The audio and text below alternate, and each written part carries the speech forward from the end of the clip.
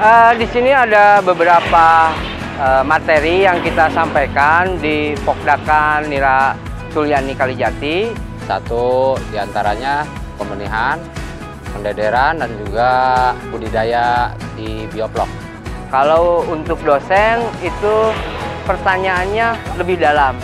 Terutama untuk dosen-dosen ini tentunya lebih kritis. Saya berharap untuk magang dosen memang disesuaikan dengan keilmuannya, biar mereka memang menyampaikan untuk anak didiknya sesuai dengan bidangnya.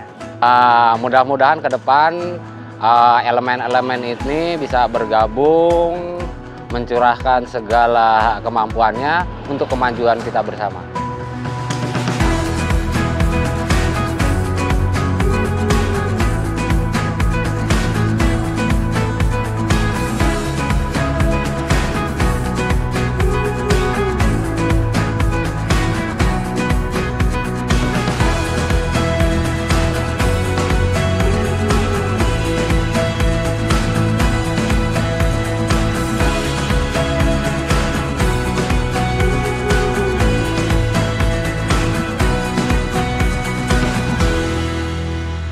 Jadi pertama kita ingin berbagi pengalaman tentang budidaya ini seperti apa, realnya di petani, dari hulu sampai ke hilir, proses pertanian.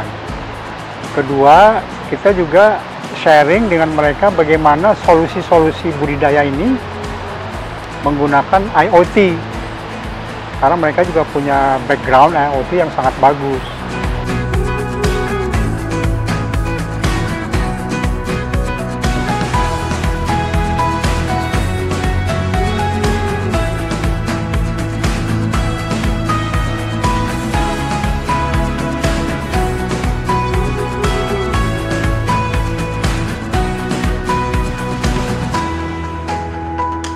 Jadi harapan kami bagi Bapak dan Ibu para dosen ke depannya, jangan hanya transfer knowledge atau transfer teknologi, tapi mewariskan budaya kerja yang menghargai proses, membentuk ketekunan, tahan banting, gitu. Inilah hasil produk kami, Nila Bubuk Kuning, mantap. Yang bisa kita input dari situ untuk bisa memonitoring semua agar apa? Agar kualitas air dari warga ini betul-betul bisa termonitor dengan baik. Begitupun dengan jumlah debit airnya mereka bisa monitor. Ya Pak, luar biasa sekali teman-teman dari Tanah Laut ya, punya konsep besar tentang bagaimana menuju ketahanan pangan ya Pak. Hasil diskusi dengan Pak Giri waktu di sana, ya. Terima kasih Pak Cadeja, saya kira ini merespon diskusi dengan Pak Giri. Ya, betul Pak. Oke. Jadi kami izin menyampaikan ide ataupun inovasi yang kami usulkan terkait selama magang di PTSCM ketika mulai dari pembibitan, kemudian pembenihan, pembibitan, kemudian sampai ke pembesaraan ya Pak ya. Sampai juga ada pengolahannya juga. Ya, komplit ya Pak ya. Nah jadi di situ kami melihat adanya peluang, katakanlah di pengukuran kualitas pakan ikan. Menarik. Memang ini kan ide dasarnya udah bagus. Tinggal nanti kan developing itu tadi kan akan bicara dengan orang yang tahu tentang pakan dan kualitasnya. Ya, cuma kalau di pakan sepertinya kalau sudah terkena fermentasi jamuran kayaknya nggak bisa diselamatkan lah kayaknya Pak. Ya. Makanya kan mesti diuji coba pengecekan. Ya, perlu itu mesti ada. Coba, Pak. Ya, uji coba pasti ada. Kolaborasi ada orang itu. Saya kira menarik ini, idenya menarik. Jadi kalau saya lihat ini kan Diskala sebagai otoritas kebijakan di Indramayu kan. Betul Pak. Ya, ini akan mencoba bagaimana sih kita memotret petani, baik petani benih, pendeder, pembesaran kelompoknya kan. Nah, kebetulannya kita ingin bikin pakan itu bisa jual lewat online gitu Pak. Nah, kita berikan untuk berarti kita butuh bikin gudang penyimpanan gitu Pak. Saya kira ini konsep ini sangat dibutuhkan karena bagi terutama di pemerintah ini, karena pembayaran listrik boros sekali.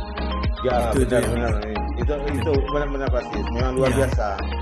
Saya ngalami waktu di lembaga saya juga seperti itu. Nah, makanya beberapa hal yang mungkin teknologinya kan belum sampai ke sini, waktu itu hanya sensor listrik itu nyala kalau ada orang lewat. Ya. Waktu kalau itu pakai ini dia kalau yang di tiang-tiang itu dia pakai solar panel ya, ada kotak-kotak kecil itu Pak. Kecil ya itu. Jadi kita pengen ngangkat smart home system ini cenderung ke security-nya. Lalu, nah ini yang sebenarnya ini project lama saya sih Pak ini Pak. Project lama saya beserta teman-teman dulu, jadi namanya Ion Smart. Ya sekarang kalau saya di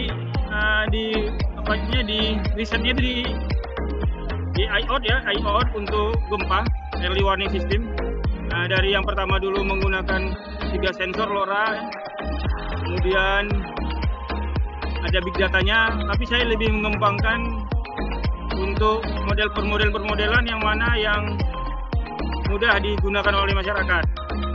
Ya, jadi ini kami sebagai dosen juga ini merupakan ilmu baru yang kemarin dapatkan.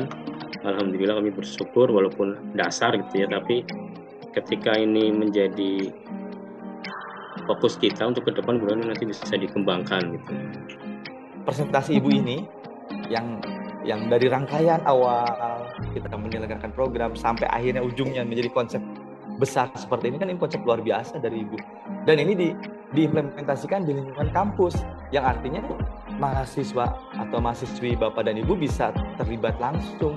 Oke, di sini saya akan mempresentasikan tentang sebuah pendekatan yang dimana walaupun secara umum tapi fokusnya karena kemarin itu arahnya memang ke pengembangan UMKM ya.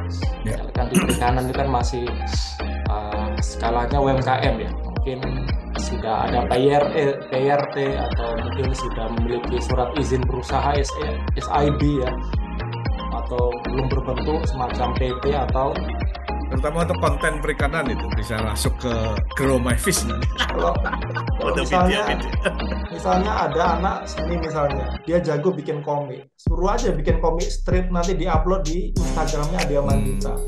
Komik strip itu berisi tentang adegan-adegan kelucuan, dialog ikan misalnya, ikan nila, dialog sama ikan lele atau apa, itu bisa dibikin komik. Jadi orang menggelitik ya. Di atasnya itu ada logo Adia Mandita.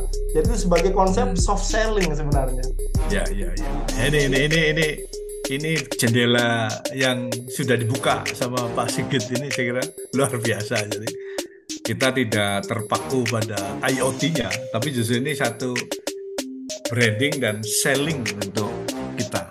Saya merasa selama mengikuti kegiatan magang ini sangat banyak memberikan insight, pengetahuan baru. Ya kita langsung ke lapangan ya, terjun ke lapangan ya, langsung bagaimana di industrinya gitu ya. Banyak ilmu atau informasi-informasi yang saya dapatkan terkait dengan IoT perikanan. Berbagai macam upscaling keilmuan yang bisa mungkin ada di luar kompetensi saya secara pribadi, tapi juga bisa sedikit banyak menambah wawasan saya tentang hal-hal yang kiranya mungkin bisa berkaitan atau bisa saya develop. Dan hal ini yang bisa membuka wawasan saya sehingga nantinya saya bisa berupaya untuk menerapkan teknik yang diberikan selama pelatihan ini untuk diterapkan di instansi saya. Bagaimana ada proses-proses apa saja di lapangan, terus kita bisa jadi ada gambaran lah ya, kira-kira proses apa yang mau ditingkatkan lagi dari sisi teknologinya gitu ya. Beberapa politeknik bersatu di sini sehingga banyak sharing mengenai ilmu-ilmu perikanan yang ada. Dan tidak lupa networking, bisa kenalan dengan berbagai macam dosen-dosen dari berbagai macam disiplin keilmuan, juga berbagai macam lembaga seperti politeknik, universitas, institut di seluruh Indonesia. Semoga pemerintah pusat ya melalui KLSD senantiasa mengoptimalisasi kegiatan ini sehingga kegiatan pelatihan seperti ini terus berlanjut. Mungkin kita kan udah ada feedback nih ya, kira-kira ada proses-proses apa aja yang bisa ditingkatkan dari sisi teknologinya. Mungkin buat para dosen yang ingin meningkatkan kompetensi yang akan lebih kaya lagi di bidang digital teknologi atau mungkin kaitannya dengan pengembangan dari agribisnis ya, mungkin sangat bagus buat teman-teman dosen yang akan mengambil skema magang dosen yang diadakan di Bandung oleh PT 11 Cipta Mandiri dan Kemendikbud. Ya, pelayanannya luar biasa dan kami terima kasih atas pelayanan penyelenggara yang diberikan kepada seluruh peserta. Semangat ke depannya harus lebih baik, bersatu kita maju. Salam perikanan.